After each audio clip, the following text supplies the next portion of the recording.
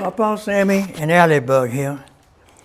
I was asked to go into greater details on my sifter, my compost sifter, on how I get my measurements and center up the centerpiece and all that.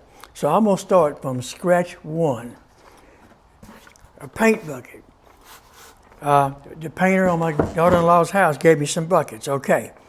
Now I want to mark these buckets. Now here's the thing. Notice, one's bigger and one's short. One's long and one's short. In fact, that one's 5.5. That one's almost 8. I'll show you why. Anyway, you take your bucket and you lay it down. Put you a piece of 2x4 or whatever on it and get you a pencil and mark all the way around the bucket, okay? Whatever dimensions you want.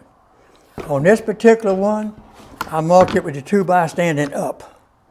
On this one here, I marked it with the 2x4 laying down, which give me my shorter and longer dimensions. Done. The next thing you do is take your pliers, whatever pliers you want to use, and remove the handle. I'm not going to remove the handle because I'll use this bucket for something else possibly. You remove your handle. Then you take your saw, your Dremel tool, it don't matter, and you cut the mark you made. You cut it, and you cut it. Now, that gives you your end and your end. What you have left over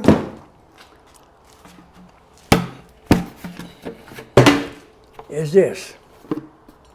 A good flower pot, or in this case, I'll use this to make a funnel to funnel the stuff, my worm castings into the thing, the sifter. Now,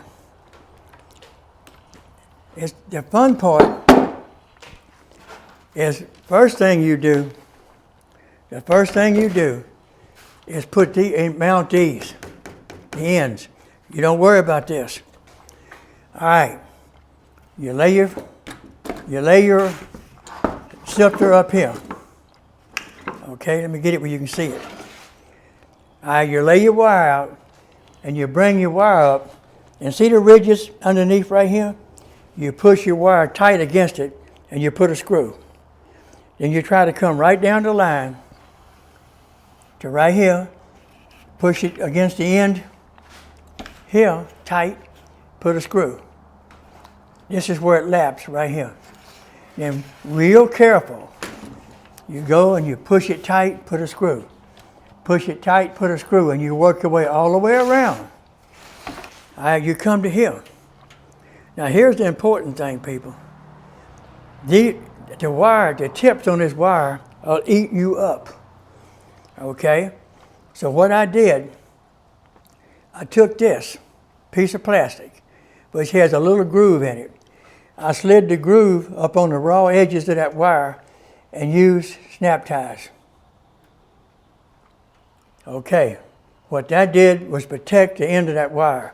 Then I dropped out here, pulled a loose end inside up with these. Made it all neat and pretty. Then I took sandpaper and filed every one of these down. None of these will catch your hands or hurt you. Now, I still have to do the ends. I'm going to put a piece of rubber on, cut them and put rubber. That'll protect that where it don't hurt your hands. Now here's when the fun starts. How you get center. Okay, like I said, you take the bell off the bucket. The bell. That and that is center of that bucket. Dead center. The factory down there, I didn't. Okay, now, so then you drill where your bell went. And this is tedious and aggravating, but it works. Then you get your pipe, you line it up, and you drill through it. Drill a hole through here on both ends. Oh, it does not matter if this one's on top and this one's slanted.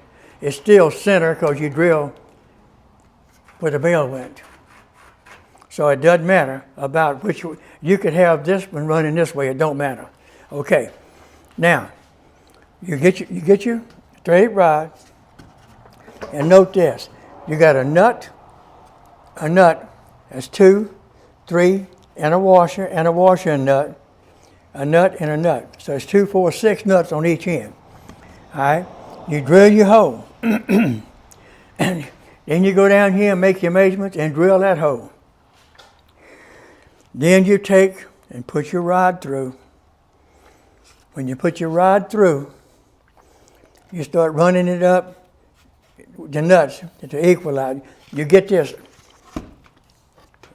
Let me show you one more thing. When you get it together, if you take you see your threaded rod? Tape with the rod. That's 5 1/4 outside. 5 1/4 outside. Here's the thing. If you tighten these up too tight, you egg this thing. So always try to say, okay, it's 5 1/4 there, and here. That means you've got it as round as you possibly can. Okay. Now, you got all that put together. Take your time. It's tedious. And you do this tight and get this one tight and adjust it with these until you get it where you need it. Now, that takes care of this. Now, the fun part starts over here. One thing I do, if you'll notice, this bucket's dirty with paint on it and all that. I clean that off. Notice there's no paint or dirt on this. I took my little sandpaper and took my time, both ends, and I cleaned it real neat. I don't want paint in my worm bin. Now, once you get through playing with all this, all right, you take this and you fix it. It's extremely light, extremely light. Okay? You take and build you a 2x4 frame. Just an old rough 2x4 frame. Now, I built mine over my wheelbarrow. If you don't have a wheelbarrow, just put any kind of legs on this thing, lay some plastic on the ground, run it off, pick the plastic up and dump it in the barrel. That's the easiest way to do it. Now, if you'll notice, narrow end, the long end. All right? All I did was put a 2x4 with a piece of plywood backer and a piece of shaped metal. You take the pipe, you slide it right up in there. You come to this end, and you mount it basically the same way. Okay. Then you come over here, glue all this on.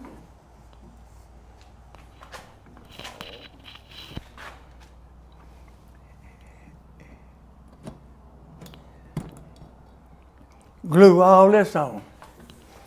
You got a 90, straight 90 handle. You take and you glue it all together. And then you can take this and start cranking your stuff out. It'll fall in your wheelbarrow. Now, remember, I said there was a use for this bucket. You cut the end off. You split it. You come right in here.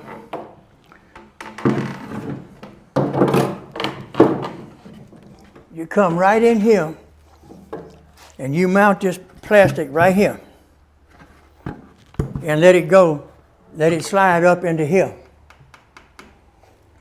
All right, when you dump your poop in here, it feeds it into your basket.